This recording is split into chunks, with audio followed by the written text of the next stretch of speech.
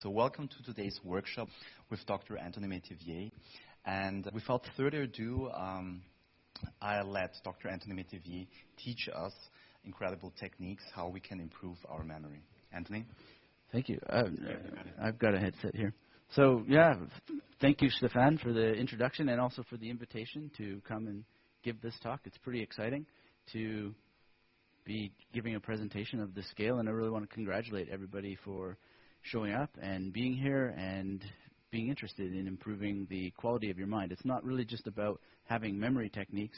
It's about doing a complete re-engineering of the potential of what you can do with your mind, and it has deep impact throughout your entire system, so to speak, and your life. So I really just want to start with a bit of history, just so that everybody knows where I'm coming from. I like to talk about memory palaces. There are all kinds of memorization techniques, and I think that memory palaces are the most profound for reasons that we'll go through in the course, but I want to sort of ground it in a bit of history. So Simonides of Ceos, or some people pronounce it Chaos, was a guy in 546 to 468 he lived, and he was an orator and did different things. And this is possibly just a legend, but it's still a very important legend because it can teach us something about how and why memory skills work, in addition to giving us the history of memory skills. So in any case, Simonides was invited to a banquet, and he was giving a speech, different versions of different stories, talk about exactly what he was talking about. I like to think that he was teaching memory skills, but in any case, he was there, and he was called out through the door, and as he was outside, in some versions of the story he may have been inside, the building collapsed, and later he was able to recount exactly where all the victims in the rubble were because he had essentially memorized where they were. So the point about Simonides memorizing where people were and being able to recall to the authorities where the bodies were really gives the origin of the memory palace as we've come to know it, because he's using location to store information. He stored the different people that were at the banquet, and he also used that same location to revisit the memory of where the people were and recall who they were because of where they were positioned. And this is a tremendously powerful technique. It's really a major concept, and it's one that allows you to leverage the mind's ability, the ability of the mind to actually do something it does anyway, which is mentally organize space. As I'm standing in this room, there's cameras, there's tables, there's people, and the mind is just automatically imprinting all of this stuff. So I can navigate this room very easily, and I'll probably never forget this room because of certain principles of spatial organization and the mind's ability to just rapidly consume that information, so to speak, and then reproduce it almost at will. So in principle, this room is now a potential memory palace that I could use at any time because of this mind's natural ability to organize space in that way and recall it very easily. So what's essentially happening is that when you're using a memory palace, you're using something that you already know, and it's a non-arbitrary space. It's a space that you're familiar with that you can use to create links and multiple linkages very, very easily, very, very accurately, and with efficiency and speed. And you can revisit those places later with no mental effort, or next to zero mental effort, because of the fact that you're leveraging the power of the mind to recall things. So again, there's a camera there, there's a camera there. If I were to place memorized information there and there, my mind just goes there. There's almost zero effort. The only effort is in actually taking that step and doing that.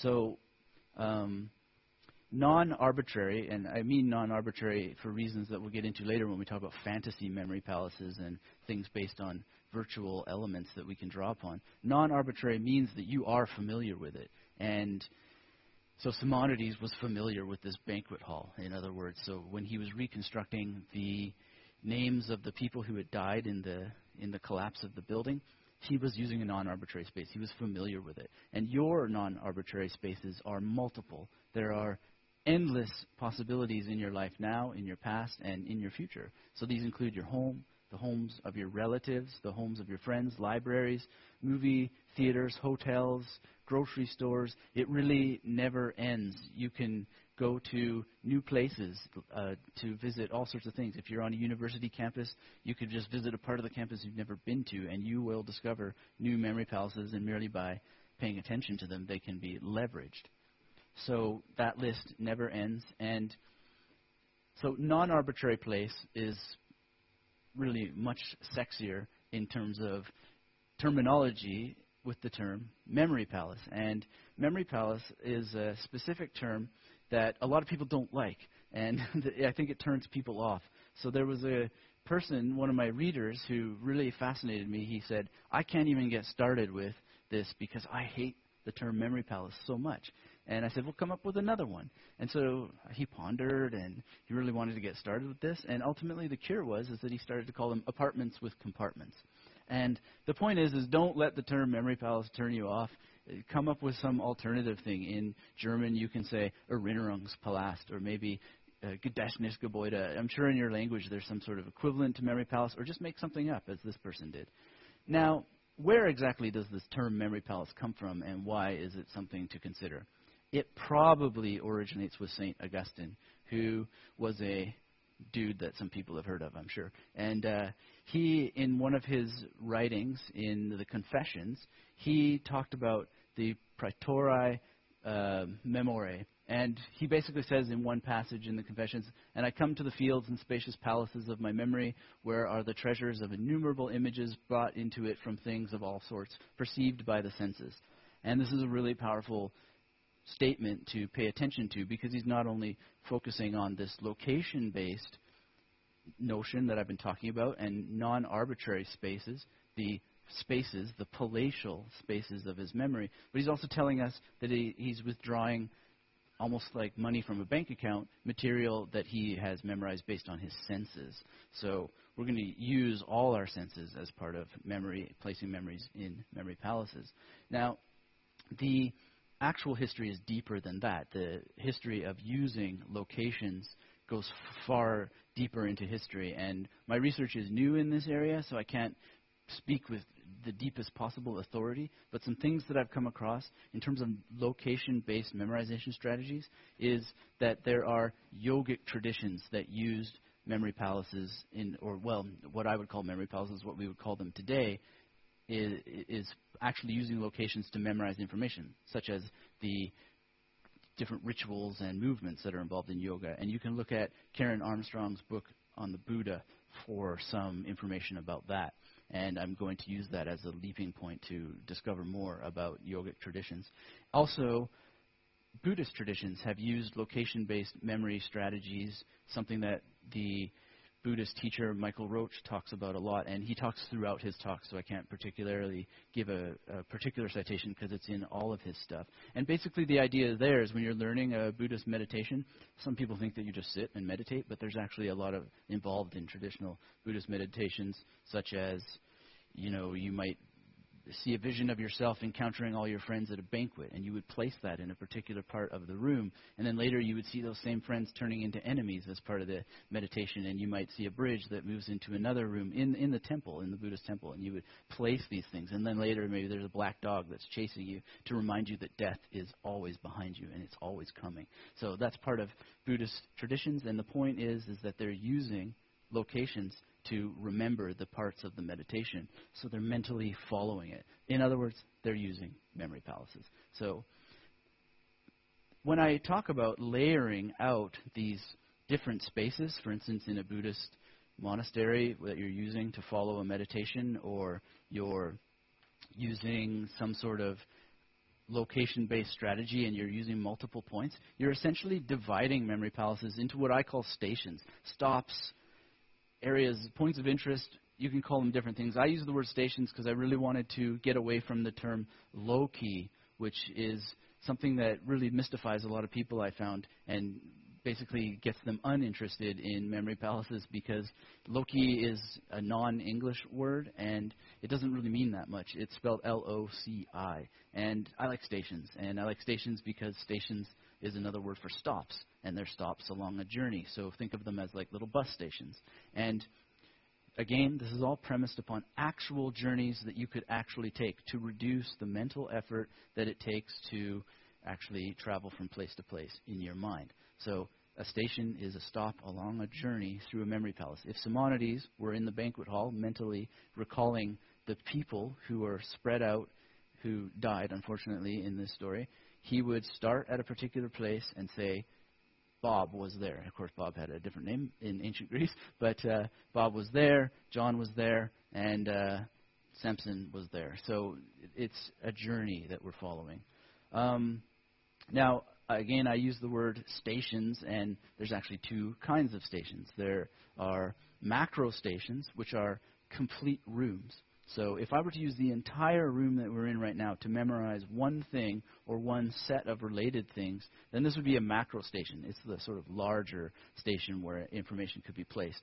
But there are also micro stations, which is just a way of identifying, such as the camera in a room, or this table in a room, or that table in a room, and using multiple stops in a single room. So I call those micro stations, just to give a little bit of distinction, because when you're building memory palaces, you want to have some sort of strategy, and this is the strategies that I'm teaching here.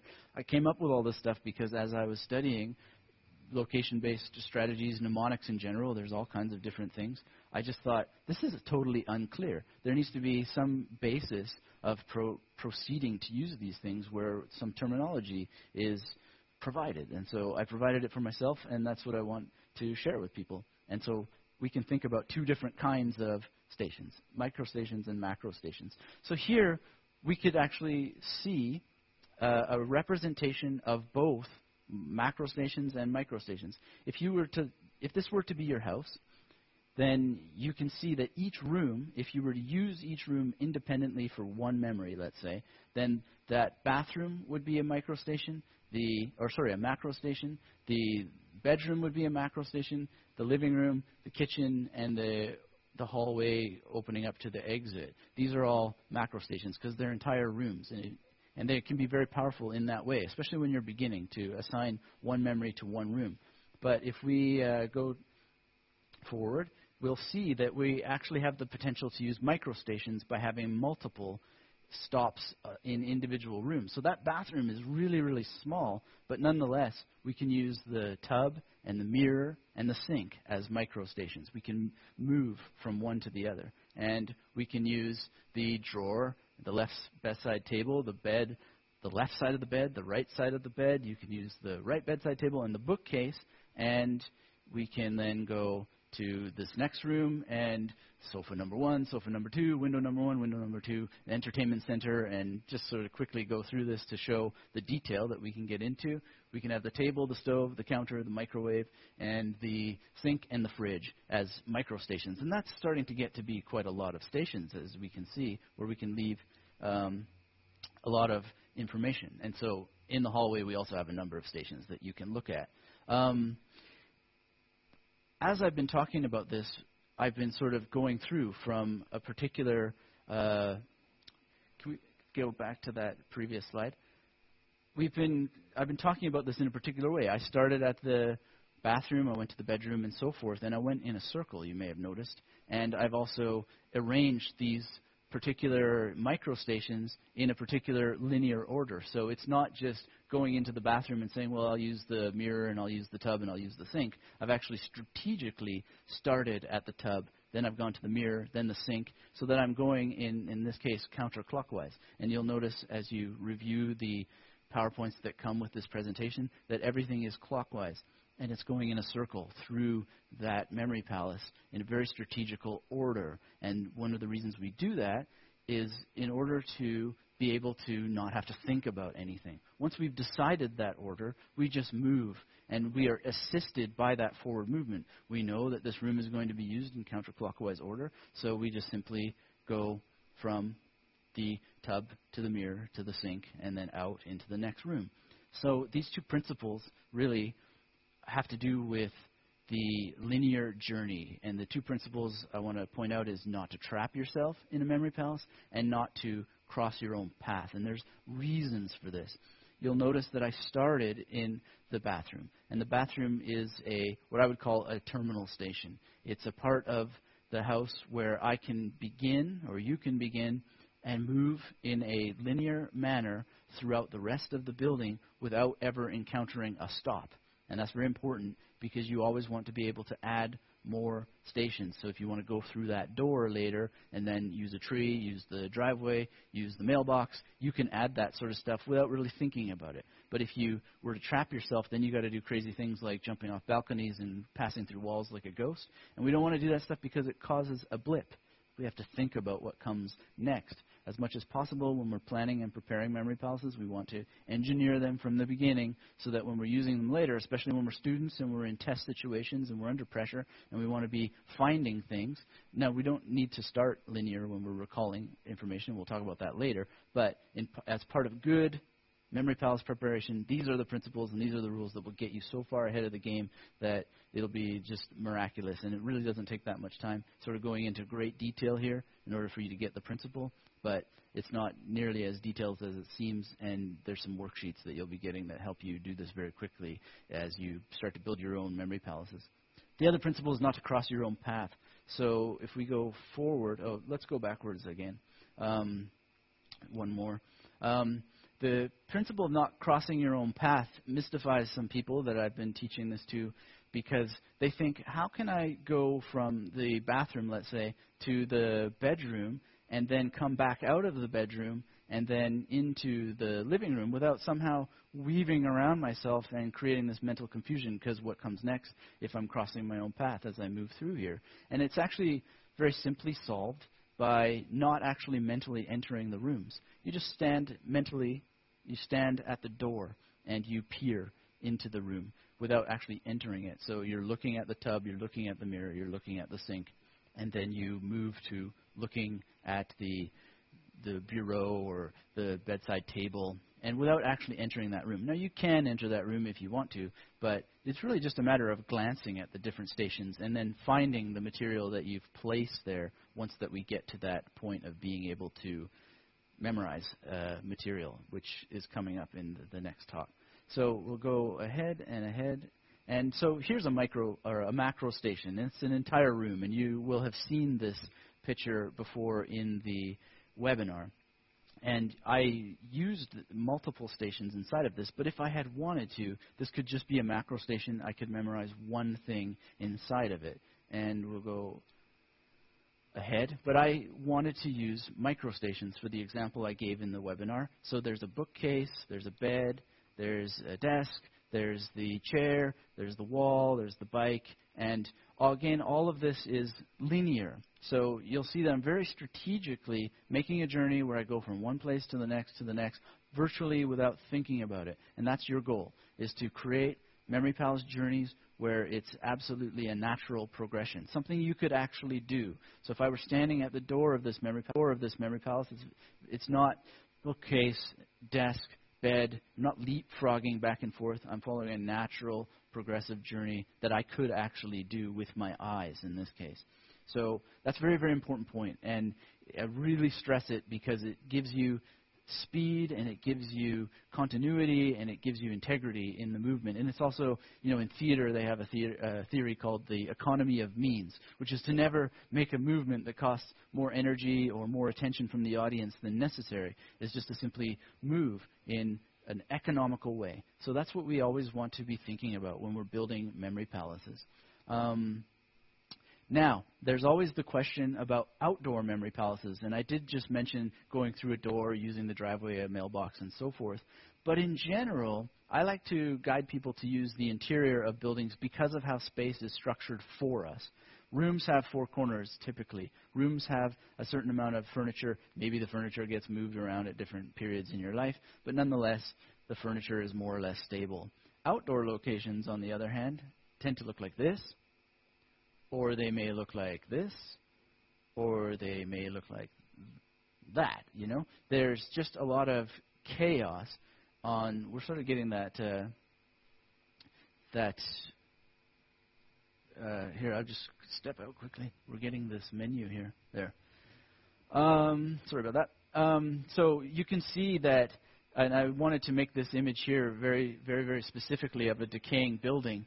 we can see that when we're using outdoor locations, it's certainly possible and there's ways to do it, but because there's not these pre-constructed anchor points that are very deliberately made for us, really, as a building is constructed, as we saw in that diagram of the house, that we can move from established structures. The outdoors tends to, depending on your ability, I find that they tend to decay and people have trouble with them that I've talked to. And I myself find outdoor locations very, very unusable. And I chose this picture of the building decaying on the outside because there's nothing to hold the outside up. There's nothing to really structure it. And there's traffic and there's all kinds of change and wind and stuff like that. Again, it's not a point for everybody. Some people are very successful in using outdoor locations. I talked to Phil Chambers.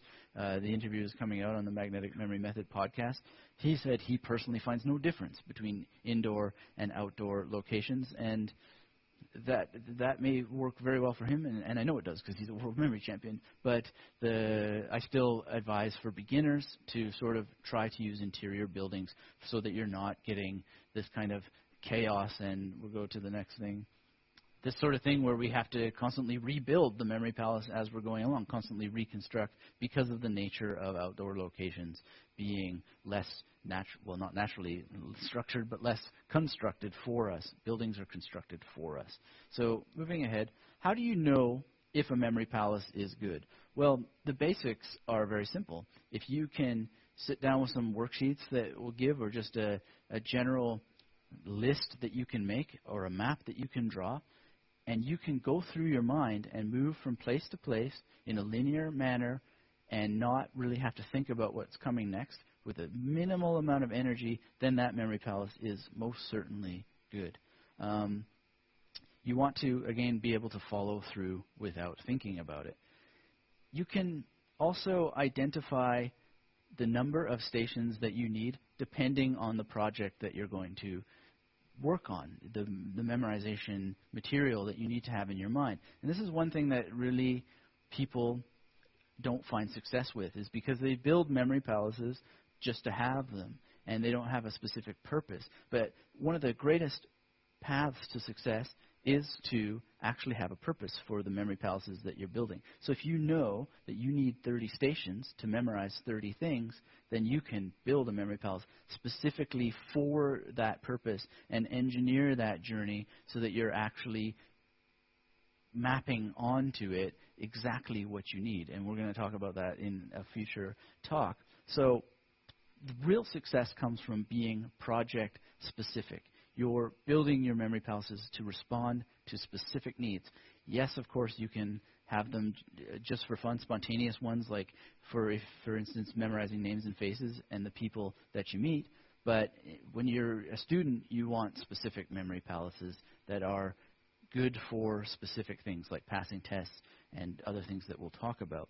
Now, one thing that I want to talk about is also that when we're building memory palaces, we want to be able to measure them, because it's known that what we measure improves, and you can measure information in advance, and we're going to get into that in deeper detail as well. But memorizing information is a very, very powerful technique when you combine it with a location-based memory strategy.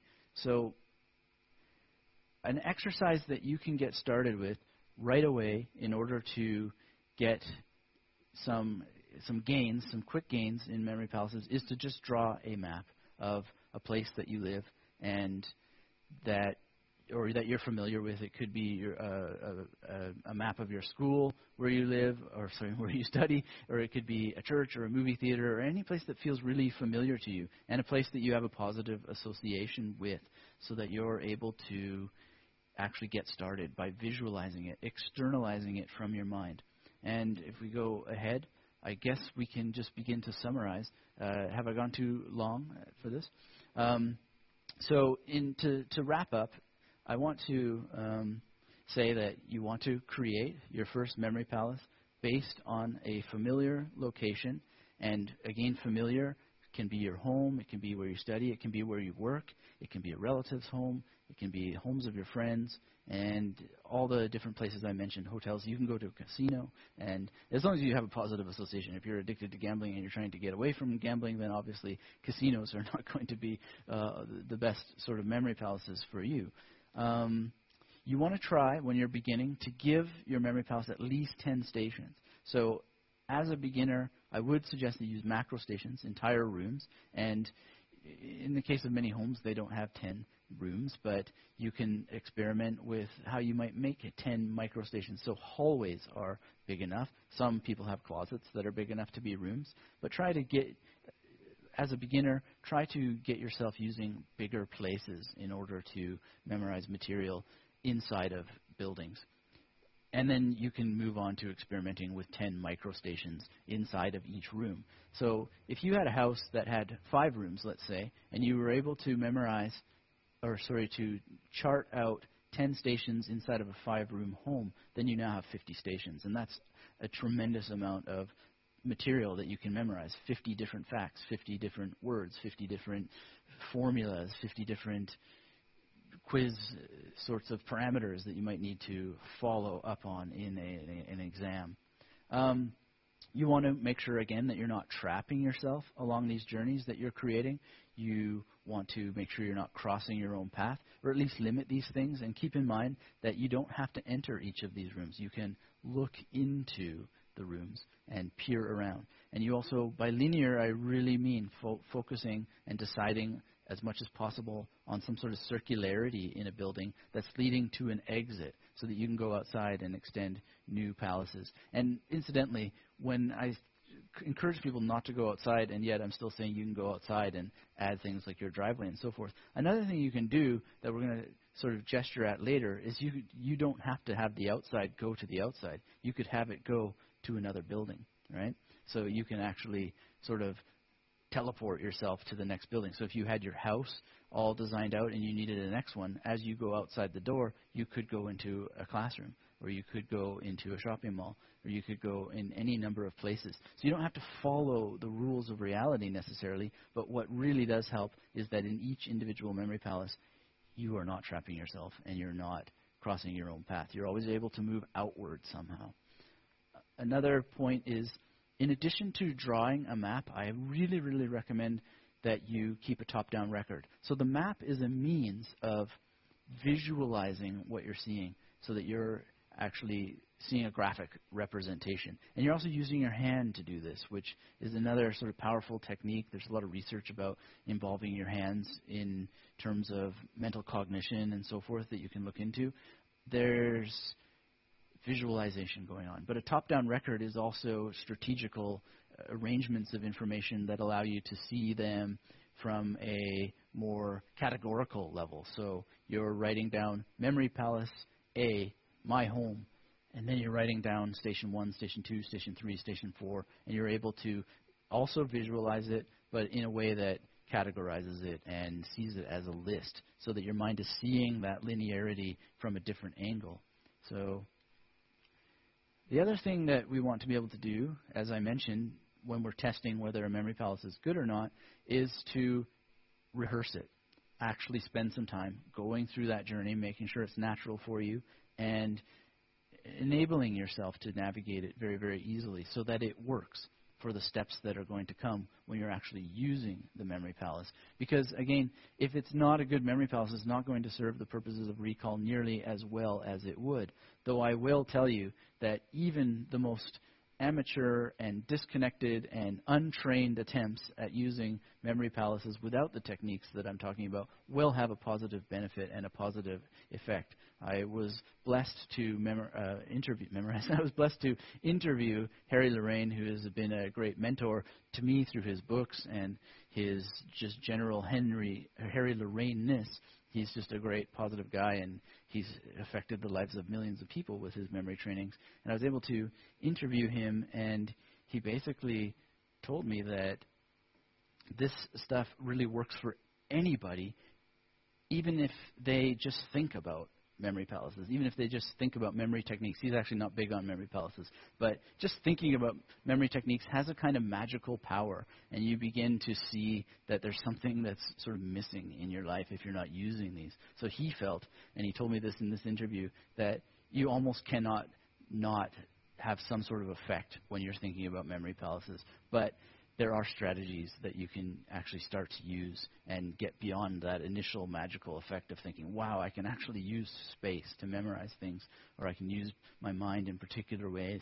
You can actually use it very strategically. And that's what I've hoped to give in this opening lecture, is some of the basics of the strategies in terms of actually constructing memory palaces. And we're going to go for questions if there are any. Right. Okay. So I have one question, actually from Vienna. It's Sarah, right? And she wanted to know how many memory palaces do I have to construct, or how many memory palaces do you have yourself? Have you constructed yourself? My count is 175, and these are obviously not always in use at all times. There's different purposes and different things that they were built for, often for experiments, but also for my dissertation, where I'm actually going to show you inside some of my dissertation memory palaces later that I used in my defense, and were also very helpful in writing as well. But in general, the amount that you need, as I talked about, is always hinged upon the project that you're using them for. So you really want to spend, and it's not an extraordinary amount of time, but you want to spend 5 or 10 minutes thinking, okay, I need to memorize, or I need to have mastery of a certain amount of material for an exam. And that could be 30 pieces of information, or that could be 100 pieces of information. It really doesn't matter. But once you begin to see it strategically and think about exactly what that information is, what its shape is, what its different forms are, what the different ins and outs of it might be, as if it were a statue or it was a block of material or a collection of blocks of material, then you can begin to think, okay, well, there's this section, and that would be very, very good for an individual memory palace. And then I need to do some vocabulary for biology, let's say, and that vocabulary is for the human head. Well, that might be a memory palace. Or if you're in political science and you're reading, say, Plato's Republic, and Plato's Republic has a number of chapters, but you really just need to focus on 9 and 10, well, then you have a memory palace for number 9 and a memory palace for number 10. Is that sort of answering the question? Yeah. I guess so, yeah. Mm-hmm. Andrew from New York, he wants to know, this kind of knowledge about memory palaces have been around since ancient Greek. So how come that the traditional schooling system have not picked it up, and why is it not taught to children nowadays as a default education? Yeah, this is a tremendously large question, and the fact of the matter is that mnemonics does have a place in education, and it is used in different ways. Not necessarily memory palaces, but, we are taught in school, or at least I was, fire drills. And we are taken through different parts of the building, and we're shown exactly where to go and what to do in terms of an emergency. And so that's not a memory palace, of course, but we're still getting location-based strategies. And we know when to go to the office. I was called to the office several times as a student to go meet with the principal and have my behavior corrected. And, I knew where the office was. They make sure you know where the office is. So in an implied way, schools do have location-based memorization strategies. But I really can't speak to exactly why that it hasn't been taken up. There's a lot of people who write me and they say, well, it's because, the state doesn't want people to be smart. They don't want people to memorize. What schools are for are training you to show up at 8:30 and leave at 2:30, or whatever the arrangement might be at the school that you go to, so that you're later as an adult perfectly trained to show up for a job at 8:30 and leave at 2:30. And while you're there, incidentally, you are there in order to fulfill certain demands upon you. So you sit quietly, you accept tasks, and then you complete those tasks in an order. So you're later able to do that without questioning anything when you're an adult, and you go and get a job, and you go to a factory, and you complete a number of tasks. That's one theory about why that there aren't any advanced learning strategies in high schools and elementary schools is because it's a conspiracy to cause workers, to create workers. There's a lot to that. But the fact of the matter is that I really don't have a full answer to that. And it's not really anything that I would pursue in terms of research, and I would recommend not to overthink that sort of thing, because really the magic happens when we just focus on the positive, which is that this stuff does exist, and it's up to us. The onus is on us to get them into schools and get them into young people, even if we start with our own families, because things, as we know, can go viral. And we're in a mnemonics renaissance, so I'm not so much worried about that they're not in schools right now, but what we can do to get them there. Already, there's another interesting question from Chu Tian from Hong Kong, and he wants to become a concert pianist, right? Yeah. Pianist, and but he's really struggling with memorizing very long pieces. Yeah, and do you have any recommendation how to memorize long pieces without being nervous and really being a natural in performing them? I do. I'm a musician myself. I've tinkered with piano, but I'm not a pianist. The first thing to do is to start using memory techniques. Learn memory palaces. Learn as much as you can about memory techniques in general. That's the first thing to do if you want to learn to memorize musical pieces. Now, I have to be very clear that the music memorization strategies that I've been working on, coming up with, finding success with, are for bass guitar. And they are for classical pieces. I've memorized a number of cello pieces by Bach, but I've memorized them on the bass guitar. And so my memory strategies have to do with 4 strings. It has to do with fretboards, not the keyboard layout. But in general, you can make spatial relationships, and you can map the actual notation onto spatial journeys and allow yourself to recall them. What you want to do, however, is have a form of dedicated practice that you would in other things and actually focus on small pieces, memorizing small pieces. And that's the beautiful thing about having them mapped out on a journey, is that because you have a better sense of where different movements in a piece occur, you can leap to them in your mind and go, that was there. However, one of the things about piano that I'm not able to speak to is that there's a lot of chording and other sorts of directions that come on the sheet music that I'm not familiar with, and I haven't really solved the problem of chording on bass because it's not used, and really there's about maybe 12 or 14 times or something in that area where I've used chords in memorizing Bach. So that's just a problem that I think anybody could solve for themselves if they learn these techniques. It's certainly something that I want to work on with other musicians, especially for guitar. But I don't know if you want me to get into guitar because the question was about piano or bass. But essentially, if you can make a sort of association with every string and with every fret, then you can begin to actually use the fretboard itself as a memory palace. That's kind of getting into advanced strategies, which we'll talk later. But if you can think of a way to make your keyboard a memory palace itself and code it, thinking about location, not necessarily, rote learning your way into the different notes by C, B, C, A, and all these sorts of things backward and forward, then you can begin to see it as territory, and you can territorialize it and map information onto it. One more question before we are starting our break. There is research stating that there is a correlation between the ability to memorize a lot of things, right, and intelligence. What's your take on that? It's just absolutely well known that it doesn't just have to do with memorization, although this is totally related. Things like learning languages, it affects brain structures.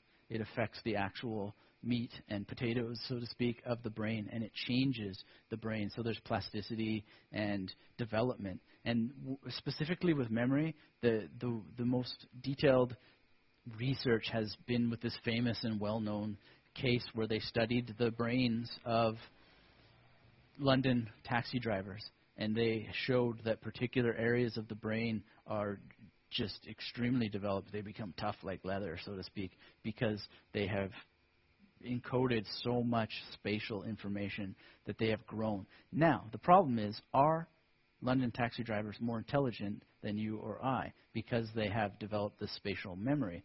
They are more intelligent about the city of London Perhaps they're intelligent about a particular understanding of London, such as where things are located. But they may not have a single clue about a single book in the library that they can locate for you very easily. They may not even know that there's a library on that street, but they know that there is a street, that it has a number 25 on it, and they can find that building.